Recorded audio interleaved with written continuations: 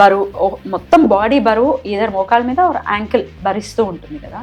So ఈ బరువు అనేది ఎటువంటి ఇంపాక్ట్ని చూపిస్తూ ఉంటుంది అంటే మామూలుగా చిన్నప్పటి నుంచి వీళ్ళు లావుగల పిల్లలు చక్కగా హెల్దీ హెఫ్టీ బాడీసే అయినా ఇబ్బంది పెడుతున్న మోకాల్ని, సడన్గా ఒబేజ్ అయిపోతే ఆబ్వియస్లీ ఇబ్బంది పెడుతుంది అనుకోండి. యాజ్ అ డాక్టర్ మీరు ఏం చెప్తారు? నో డౌట్, అది ఆన్సర్ మీకే తెలుసు.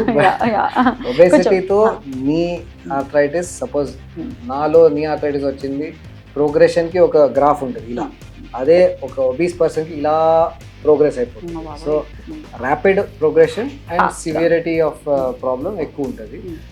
బికాస్ సి ట్రంకల్ ఒబేసిటీ అంటే అబ్డామిన్ దగ్గర ఇదంతా ఇంపాక్ట్ ఎక్కడ వెళ్తుంది?